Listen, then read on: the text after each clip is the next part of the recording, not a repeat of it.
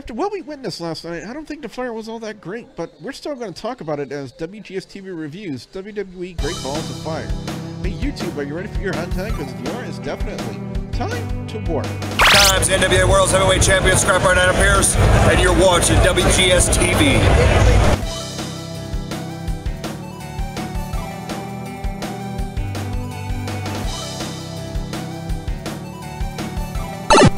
What's up, guys? I'm the Russell Gamer. Welcome back to another episode of WGS-TV right here on youtube.com/RussellGamer. And what we're going to be doing today, guys and gals, on this video is we're going to be talking about what happened last night at WWE Great Balls of Fire. And joining me on this review, ladies and gentlemen, you know him as the CEO of Hardcore Wrestling Radio. Yes, I'm talking about the one, the only Rick Head. Rick, how you doing? Well, I'm doing all right, but I still didn't see any fire last night. It was kind of like the only way to call it is great balls with no fire. Yeah, but anyway, out of this entire match card, going into this show last night, there were only 3 matches that seemed interesting to watch. The Iron Man match for the Raw Tag Team titles, the Ambulance match, and the Universal Championship match. Now, did these matches, along with the rest of the show, live up to the hype? To answer that question, let's talk about Great Balls of Fire.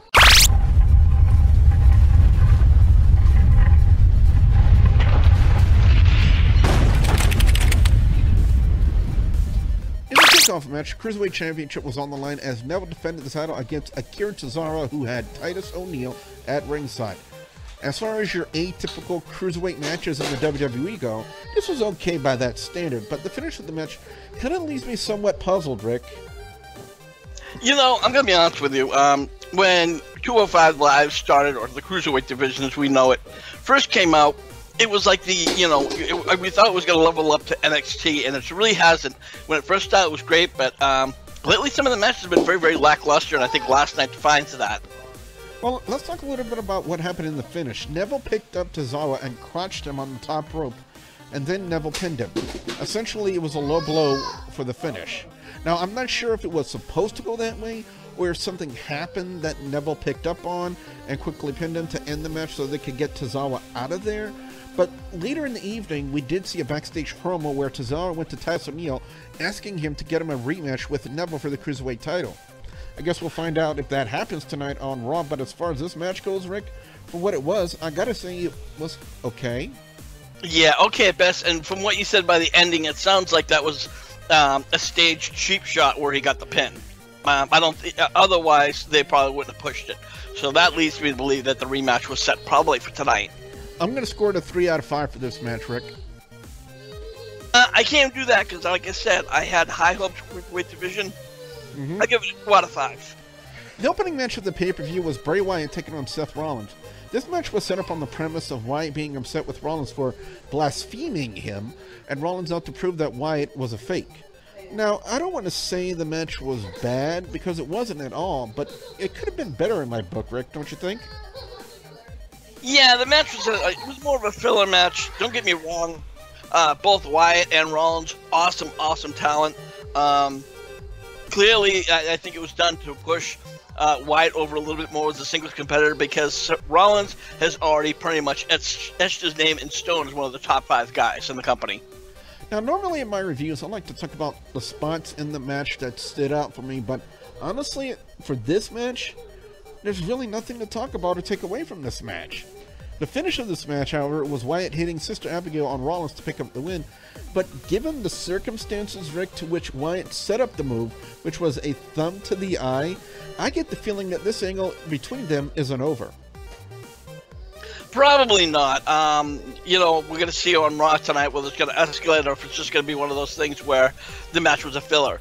The thumb to the eye, you know, that's a typical heel move, so that was expected, and I'm glad that we're starting to see more heel endings with heels, because when you have a heel win clean, what does that really say about that person trying to get over as a heel? Yeah, definitely. But I'm going to score it a 2.5 out of 5 for this one. Yeah, I'm on board with you on that one. Up next, it was Enzo Amore taking on Big Cass. Now, when it comes to talking on the mic and cutting a promo, Enzo Amore has that skill down pat. Another skill he appears to have is jumping out and getting completely squashed by his opponent, in this particular case, Big Cass. And Rick, I don't think we should waste any more time on this one. I'm giving this a 1.5 out of 5. Yeah, you know, it's pretty sad when Enzo's promo lasts longer than the actual match. Yep, definitely. And what were your thoughts on the new entrance music they gave for Big Cass? Do you think it was just like generic heel type music? Because that's the feeling I got. It was just like generic heel type music for a big guy. You know, I'm going to be honest with you, and it's new, and that's really what matters. When you come, Enzo Amore comes out with the same music, similar to what Roman Reigns did. He never really gave up the gimmick, never gave up the music for a while. He was still coming down the steps. And a lot of fans, for the majority, are really not behind him on that for those very aspects. Enzo does have a lot more charisma. As a wrestler, he's good, but I've never really cared for the gimmick. Not to mention the 5-10 minute promos. It's not needed. Yep. Up next, it was the first ever 30-minute Iron Man match for the Raw Tag Team titles, as Cesaro and Sheamus defended the titles against the Hardys. And boy, I gotta say, Rick, this was a good match. Definitely probably one of the better matches of the night, but I always have one complaint when it comes to 2 out of 3 falls or Iron Man matches and something like this. It always has to come down to, you know, one match or one win. You know, it's never a clean sweep or it's never like a dominating win. And for me, it's kind of insulting as a fan because you know how it's going to end. That they're going to get that like win by 1 win or 1 point or what have you.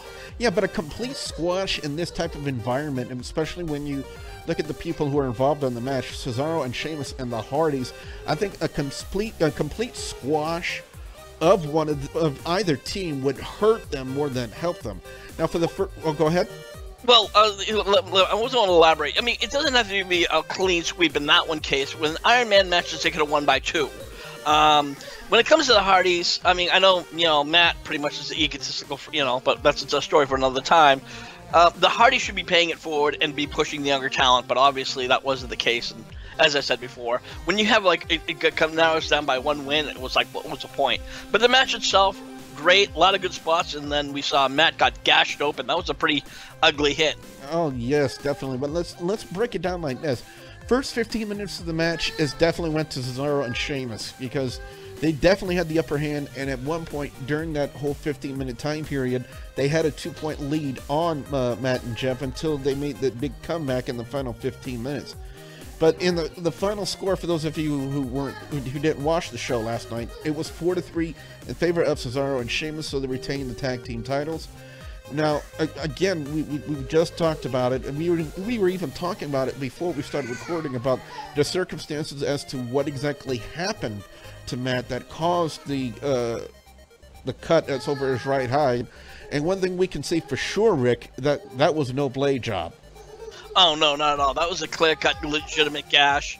I don't know if maybe he caught an elbow or, you know, when he did a spot, hit something a particular way. How it happened, honestly, we don't know. But I will say this, though. I did enjoy the first ever Tag Team Iron Man match. I'm going to go 3.5 out of 5 on this one, Rick. Yeah, you know, absolutely. It was definitely one of the better matches of the night. So, yeah, I'm right there with you. Up next, it was the Raw Women's Championship match as Alexa Bliss defended the title against Sasha Banks. Now, the actual match itself was okay, but I think, Rick, what people are now really talking about is what happened after this match was over, wouldn't you say? Oh, yeah, definitely after the fact was definitely, it definitely put the icing on top of the cake, so to speak. The match itself was a great match, and the post-match fight was, again, also great. That tells me right now that this match, this feud is far from over. Yeah, it's for those of you who did not see, Bliss took an intentional countout loss to keep her title, which enraged Sasha Banks to where they battled to the announcer's table by the stage. Alexa looked like she had things in control and was going to DDT Banks into the table until the boss turned it around, knocked her off the stage, and jumped off the announcer's table with the flying double knee strike to Bliss, leaving the Raw Women's Champion in a heap on the floor. And I gotta say, Rick, with the way that this ended and what transpired after the match was over, leaves me to believe that their angle is far from concluded. Yeah, absolutely. Like I said, 4.5. I didn't even say 4.75. It was definitely, for me, in my opinion, the best match of the night. Well, I got to disagree with you to an extent, but we'll talk about that when we get to that point in the show. But my score, I'm going to go a little bit less than you, Rick. I got to go 3.5 out of 5. But I'll explain later. But anyway, the Intercontinental Championship match was up next as The Miz defended the title against Dean Ambrose. This match had a case of what I like to call, Rick, the hype being better than the actual match. Because to me, the build-up leading into this match was much more entertaining than the actual match itself. You know, I highly agree with you. Even some of the promos and some of the openings for the leading up to this match, really, I wasn't expecting a lot. You know, the bumps was very, very typical run-of-the-mill. So it was a run-of-the-mill match, 2.5 out of 5 for me. Yeah, but what really kind of irked on me, during the match, Ambrose had his leg worked over by Miz, and on several occasions, Ambrose no-selled the injury. I know I'm just nitpicking here, but come on, if your leg is being worked on and then 1 minute later you just shake it off and nothing's wrong with you, come on. That's not proper selling. Yeah, I have to agree with you that, you know, he's selling is not one of his greater aspects. He's a great, wrestler, but when it comes to selling, yeah, pretty much a no-sell sometimes. Yeah, and as far as the actual finish goes, I mean, come on, guys. Who didn't see the Miz Taraj getting involved in the match to help Miz retain the championship? I mean, come on. Miz hit the skull-crushing finale on Ambrose to pick up the win. 1.5 out of 5. Now, please, WWE, let this angle die already. Up next, it was the ambulance match with Roman Reigns and Braun Strowman. Rick, you know it's been scientifically proven that every time Braun lifts his arms and yells his name, that's his way of passing gas? No, I never heard of that one, but I like that. That's pretty funny. Yeah, you know, the match itself, you know, it was a brawl. There was no technical. It was just a fight. I was a little bit shocked about the ending, but I think the post-match, which happened a little bit later on in the night, that made things a little bit more interesting. Let's talk about a few things that happened in the match. At one point, Reigns was using the steel chair on the injured right arm of Strowman until he decided to go after the left arm, which Strowman pulled a Hulk Hogan and no-sold the shot, which isn't surprising considering that his gimmick is being a monster, you know, the monster among men. Things were definitely taken to another level with Reigns pushing Strowman through the LCD screen on stage, which presented a moment of holy crap for sure, but those moments were far from being over. Now, when you look at the finish of the match, it was Reigns going for a spear, but missing and landing in the back of the ambulance, with Strowman closing the doors to pick up the win, but the fight was far from over. Reigns would burst through the doors and continue the attack, leading him to stuffing the monster among men in the back of the ambulance. Then the big dog took over driving the ambulance, and another holy crap tape editing moment hit it. Yeah, who believes that actually happened live? Nobody. Exactly. But he hit it in reverse and backed the ambulance into another truck. Now, while officials tried to dig Strowman out, they had a pointless match with Heath Slater and Kurt Hawkins, to which Slater won, but WWE focused more of their attention at the time to the Strowman situation. When they if I may interject real quick, Go that ahead. just shows you how important both Slater and Hawkins really are. Yep. Now, when they finally got him out, apparently he had blood capsules smeared all over him and walked away with a limp. But what I'm really interested to see, Rick, is where they go with this tonight on Monday Night Raw. Well, one of the 5 points that Raw was saying is that does Roman Reigns deserve a Universal title match? Which I want to say that it's going to lead with a Brock Lesnar Roman Reigns at SummerSlam, but now I'm not so sure. With the Strowman Reigns feud, you gotta wonder if that's not over, and you gotta wonder if they're gonna do something like a, last man standing or an I Quit match. Yeah, but as far as I'm concerned, when I look at this match, Rick, I'm going 4 out of 5. 4 out of 5 was definitely good, and it definitely the post-match stuff, again, a little bit of icing on the cake. It really helped it that much better. Without that, it would have been a 3.5. Yep, finally it was time for the main event, the Universal Championship match with Brock Lesnar defending the title against Samoa Joe, who won his #1 contendership back at the last Raw pay-per-view, Extreme Rules. Now, on paper, and Rick, I don't know if you would agree with this, but this is just my personal opinion, on paper, with the both of them being so similar in character and movesets, it would make for a really interesting match. Would you agree with that on paper? Absolutely. Brock, obviously he's a beast. His moveset is a little bit minor. I think Samoa Joe, again, has no problem with fighting people twice his size and can still kick their ass. But his moveset is has a lot more of a variety. Yeah, I would have to agree with you on that one. But unfortunately, last night, we didn't get that.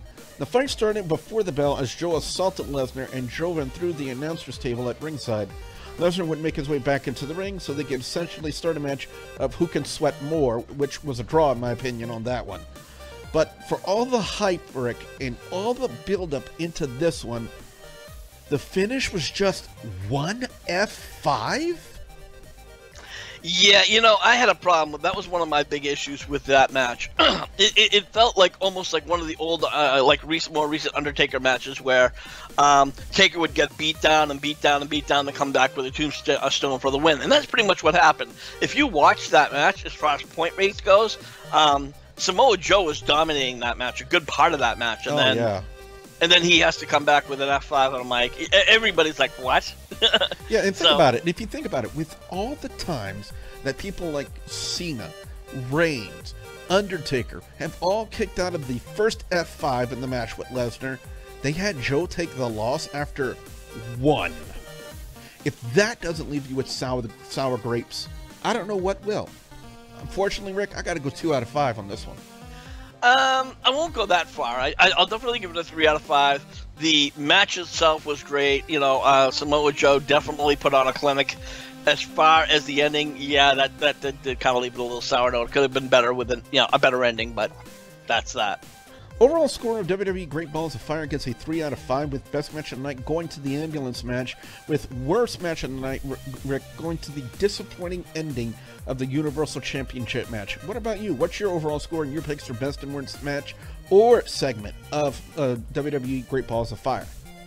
Well, I said the best match of the night clearly went to the women's division, Banks and Bliss. I'm hoping that feud continues on. The worst match of the night, not excluding the Slater-Hawkins match, which we didn't even see, I'd have to give it to the Cruiserweight match. I really expected a lot more from them, and they just didn't meet the par. You know, the main event match was good, shit ending, but it was still a good match overall. Well, guys and gals, that's been our thoughts on WWE Great Balls of Fire. What we want to know from you guys out there, the viewers and subscribers, your thoughts on WWE Great Balls of Fire. What were your overall scores? What are your picks for best and worst match or segment of WWE Great Balls of Fire? Definitely want to hear what you guys out there have to say. I know a lot of people are going to say, it was called Great Balls of Fire. Jimmy Lee Lewis gave them the rights to use it. I don't know what else to say. But anyway, I want to hear what you guys have to say. Be sure to put your comments in the comment section below. If you guys like this video, be sure you slam that like button. Like a champ. Rick is the CEO of Hardcore Wrestling Radio over on Facebook. Rick, tell everybody where they can check you out. Well, on Facebook, all you have to do is key in HWR chat room, and they'll point you right to us. We have, a group section where you can open up your own threads. We like to have those discussions. We're not one of these faggy ass, and I'm sorry if I'm using that bad term, groups where they have to have 50,000 rules where they're afraid if you say the wrong thing. No, we say what you come in, say what you want, how you want to say it. And every Thursday night, Joe Sculder and Knight, he is now hosting Four Corners, where we cover news and we also cover one of the major topics in wrestling. And the links to that will be in the description box below. And don't forget to check out our live reactions to Raw and SmackDown and every pay-per-view right here on YouTube and Twitch for WGS-TV. And also don't forget Wrestle Down. The discussion of wrestling now is back every Thursday night, 9 p.m. Central Time, right here on YouTube and Twitch. Be sure you guys hit that subscribe button and follow. And don't forget, we're also going to be debuting on Mixer very, very soon. So be sure you guys look out for that as well. So with that being said, for the CEO of Hardcore Wrestling Radio, Rick Hitt, I'm your friendly neighborhood Wrestle Gamer, reminding all of you guys out there to stay awesome. Bye, guys!